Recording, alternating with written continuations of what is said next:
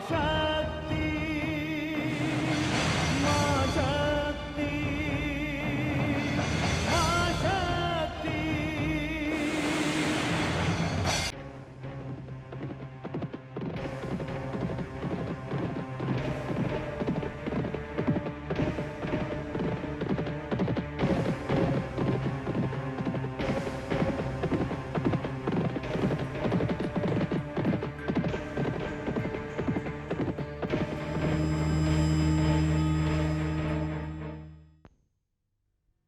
देवर्षि नारद,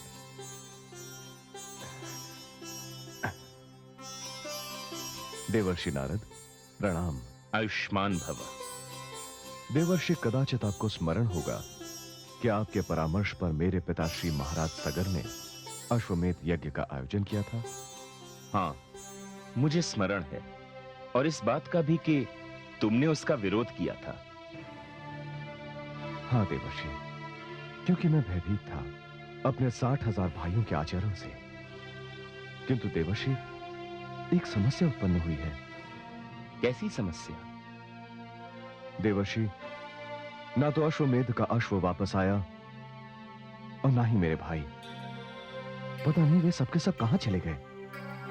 पुत्र समंजस, तुम्हारे पिताश्री को अश्वमेध यज्ञ करने का परामर्श मैंने ही दिया था, तो इसके पीछे कोई कारण भी रहा होगा। कारण? क्या कारण था देवर्षि? कारण जानकर क्या करोगे पुत्र? हाँ, मैं ये बात अवश्य बता सकता हूं कि वह अश्व कहां है। कहां है वो अश्व देवर्षि, कहां है? वह अश्व कपिल मुनि के आश्रम में है। कपिल मुनि के आश्रम में? हाँ। और मेरे भाई? इसका उत्तर भी तुम्हें कपिल मुनि के आश्रम जाकर ही मिलेगा। नारायण नारायण।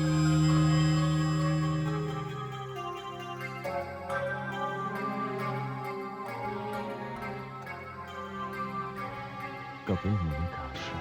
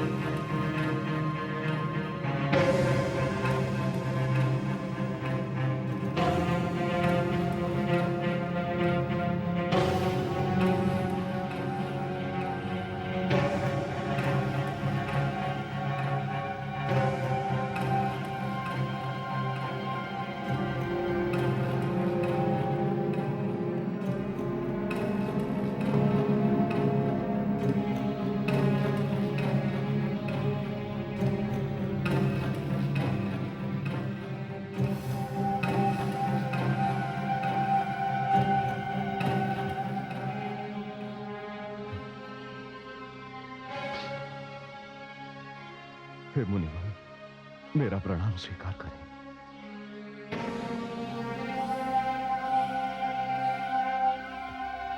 कौन हो तुम? मुनिवर, मुनिवर मैं महाराज सगर का पुत्र असमंजस हूं। यहां आने का कारण? मुनिवर, मैं अभी अभी अपने 60,000 भाइयों के जले हुए मृत शरीर की राख देखकर आ रहा हूं। हाँ, हाँ, उन्होंने यहां आकर मेरा अपमान किया, मुझ पर अश्व की चोरी का दोष लगाया, धृष्टता की मेरे साथ। तब मैंने क्रोध में आकर उन्हें शाप दे दिया और वे सब जलकर भस्म हो गए। तुम क्यों आए हो यहां? हे मुनिवर, मैंने अपने पिताश्री को चेतावनी दी थी कि वे ये अश्वमेध यज्ञ ना करें, क्योंकि मैं अपने उत्पाती भाइयों का स्वभाव जानता था। किंतु मुनिवर, परिणाम वही हुआ जिसका मुझे भय था। तो क्या तुम भी मुझे दोषी समझते हो? नहीं मुनिवर, कदापि नहीं। उनकी धृष्टता के लिए मैं आपसे क्षमा याचना करता हूं मुनिवर। मुनिवर, वे उत्पाती अवश्य थे, किंतु अज्ञानी थे। उनका अपराध क्षमा कर दीजिए मुनिवर। मेरे क्षमा करने से क्या वे जीवित हो जाएंगे? किंतु उन्हें इस पाप से मुक्ति मिल जाएगी मुनिवर।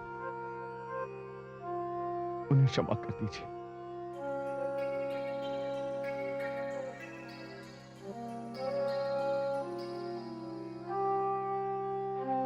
उठो वत्स। जो कुछ भी हुआ उसका खेद है मुझे, किंतु होनी को कौन टाल सकता है? मुनिवर, मेरे भाई उत्पाती अवश्य थे, अपराधी भी थे, किंतु इसमें मेरे पिताश्री का कोई दोष नहीं।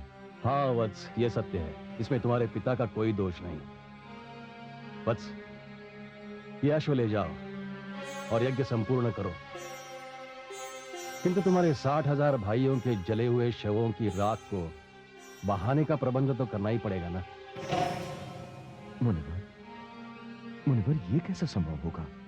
संभव होगा, अवश्य होगा, किंतु इसके लिए इस पूरी सृष्टि में केवल एक ही शक्ति है जो इस राख को बहा कर ले जा सकती है, और वो शक्ति है गंगा।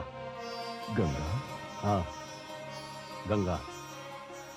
किंतु इस समय गंगा ब्रह्मलोक में ब्रह्मा जी के कमंडल में है। उसे वहां से निकालकर धरती पर लाना पड़ेगा। किंतु मुनिवर, कौन लाएगा गंगा को धरती पर? वत्स, ये कार्य करेगा तुम्हारा पौत्र भगीरथ।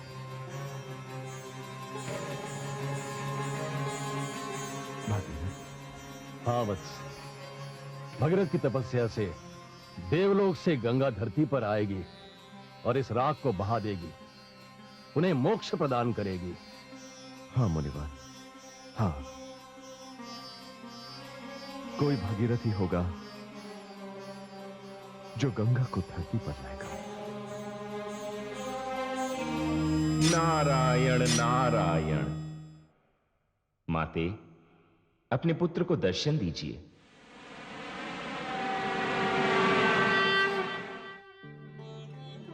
प्रणाम माते। माते, आज मैं बहुत प्रसन्न हूं। मैंने आपको जो आश्वासन दिया था वो पूरा होने का समय आ गया है। अर्थात माते, मैंने ऐसी परिस्थितियां उत्पन्न कर दी हैं, ऐसी रचना रच दी है कि देवी गंगा को धरती पर आना पड़ेगा, और देवी गंगा के धरती पर आते ही आप इस श्राप से मुक्त होकर ब्रह्मलोक वापस लौट जाएंगी। किंतु पुत्र, देवी गंगा को धरती पर लाने में कौन सा फल होगा? देवता, दानव या मानव? माते, ये सौभाग्य तो केवल मानव को ही प्राप्त हो सकता है। मानव को? हाँ माते, मानव। मानव? कौन है वो? इक्ष्वाकु वंश का राजकुमार भगीरथ। भगीरथ? हाँ माते, भगीरथ के ही प्रयास से देवी गंगा धरती पर वापस आएंगी। प्रणाम माते।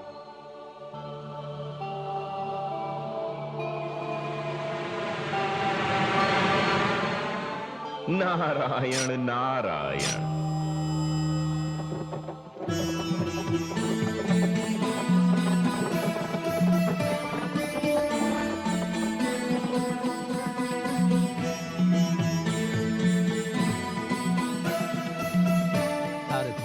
उस आश्रम की ओर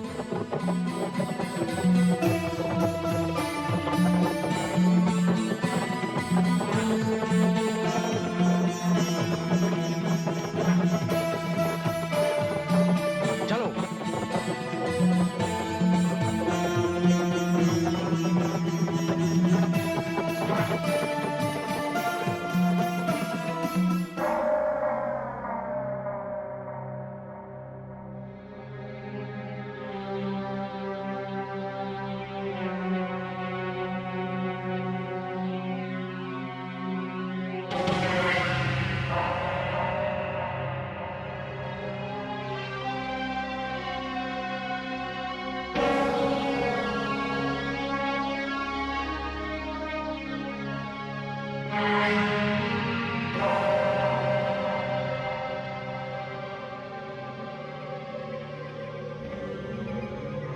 पुत्र, हे भगीरथ, हमारा उद्धार करो। एक लंबी अवधि से हमारी आत्माएं कष्ट भोग रही हैं। हमारा उद्धार करो पुत्र, हमें इस कष्ट से मुक्ति दिलाओ।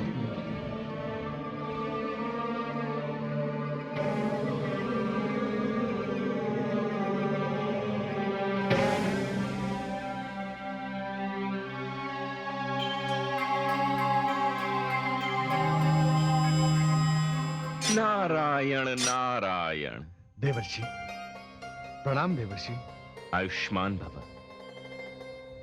क्या देख रहे हो? देवर्षि, मैं तो आखेट के लिए निकला था। एक हिरण का पीछा करते करते यहां तक आ गया। वो हिरण तो मेरी आंखों से ओझल हो गया देवर्षि। ऐसा लगता है वो हिरण मायावी था। किंतु देवर्षि, ये सब क्या है? इन रात की ढेरियों से निकले हुए ये लोग कौन थे जो मुझे पुत्र कहकर संबोधित कर रहे थे? वे क्या चाहते थे मुझसे?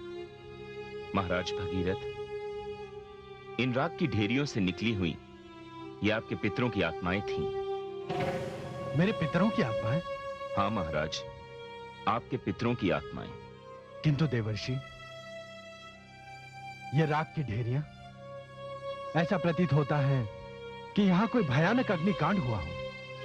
महाराज भगीरथ, क्या आप इस अग्निकांड के विषय में कुछ नहीं जानते? नहीं देवर्षि, यदि आप जानते हैं तो मुझे बताइए। महाराज, ये सब कपिल मुनि के शाप से भस्म हो गए थे। इनका उद्धार केवल आप कर सकते हैं। मैं? हाँ महाराज, आप। आपके पितरों की आत्माएं आपके प्रयत्न की प्रतीक्षा कर रही हैं महाराज। इनकी मुक्ति केवल आपके द्वारा हो सकती है। किंतु देवर्षि, यह कार्य मैं किस प्रकार कर सकता हूं? महाराज, इस कार्य के लिए आपको पतित पावनी गंगा को धरती पर लाना होगा। देवर्षि, गंगा धरती पर कैसे आएगी? महाराज, आप इस घटना से अब तक अनजान थे। मैं आपको यहां तक ले आया। अब गंगा को धरती पर लाने का मार्ग तो आपको ही ढूंढना होगा। यह आपका कर्तव्य भी है और धर्म भी। मैं चलता हूं। नारायण नारायण।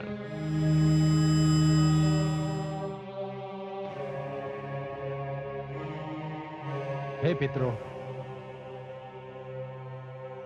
यदि पतित पावनी गंगा को यहां तक लाने से आपका उद्धार हो सकता है, तो आपका यह वंशज भगीरथ आज यह प्रतिज्ञा करता है कि वो गंगा को धरती पर अवश्य लाएगा।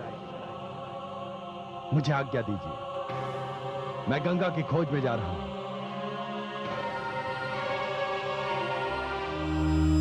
नारायण नारायण। माते, माते,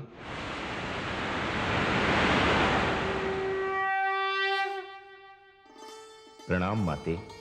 पुत्र, आज तुम्हारे मुखमंडल पर प्रसन्नता की जो आभा दिखाई दे रही है, उससे ऐसा प्रतीत होता है जैसे तुम्हें किसी विशेष समस्या का समाधान मिल गया है। माते, आपसे क्या छिपा है? आप तो साक्षात ज्ञान, बुद्धि और विद्या की देवी हैं। माते, मैंने महाराज भगीरथ को गंगा अवतरण के कार्य पर लगा दिया है।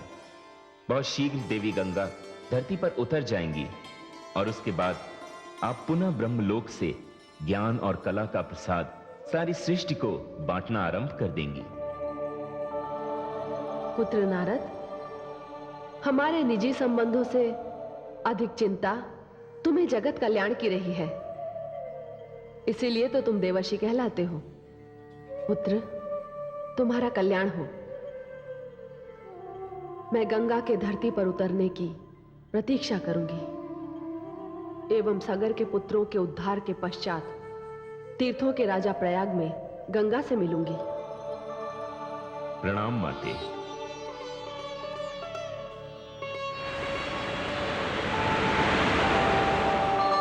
नारायण नारायण।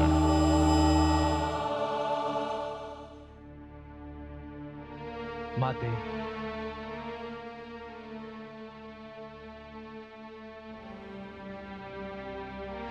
माते, आपका यह अज्ञानी बालक न जाने आज तक किस भ्रम में अपना जीवन यापन कर रहा था। मुझे आज ज्ञात हुआ है कि मेरे पितरों की आत्माएं अकाल मृत्यु के कारण भटक रही हैं और मैं अज्ञानी रात सुख का भोग कर रहा हूं, आखेट और क्रीड़ा में मग्न हूं। माते, मुझे मेरे पितरों के उद्धार का मार्ग बताइए। आपकी तो सदैव मुझ पर विशेष अनुकंपा रही है माते। मुझे कृपा करके बताइए कि गंगा के अवतरण का मार्ग क्या है। माते, जब तक मैं आपसे इस बात का उत्तर नहीं पाऊंगा, यहीं इस प्रकार भूखा प्यासा पड़ा रहूंगा। और आप तो जानती हैं माते कि आपका ये पुत्र जब कुछ ठान लेता है तो कभी पीछे नहीं हटता। मुझे मार्ग बताइए माते, मुझे कृपा करके मार्ग बताइए, मुझे मार्ग बताइए माते। हाँ, मुझे ज्ञात है।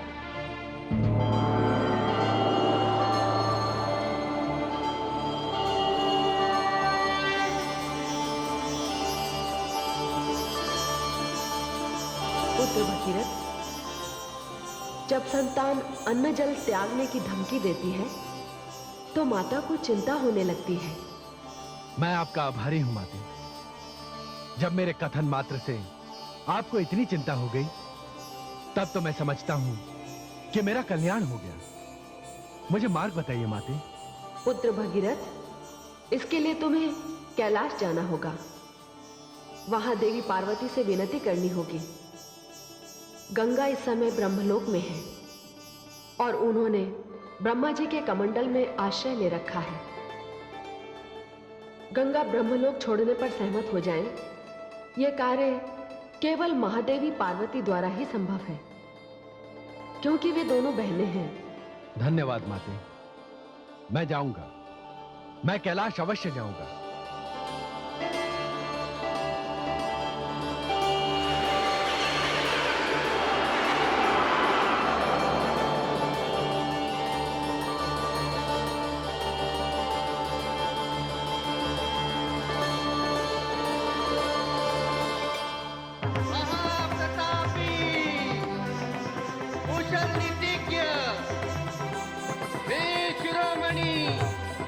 अयोध्या नरेश महाराज भगीरथ पधार रहे हैं।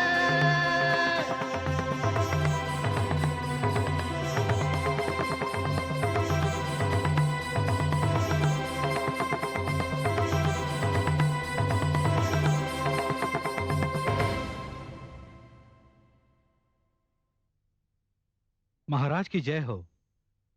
अनुमति हो तो कुछ निवेदन करूं? महामंत्री जी, मैं भी अपनी प्रजा से कुछ निवेदन करना चाहता हूं, किंतु आप जो कुछ भी कहना चाहते हैं निसंकोच कहिए। महाराज, ये ब्राह्मण देवता हमारे अतिथि हैं। ये उत्तराखंड से पधारे हैं और उत्तराखंड राज्य की राजकन्या के आपसे शुभ लग्न के संबंध में आपकी अनुमति लेने आए हैं। प्रणाम महाराज।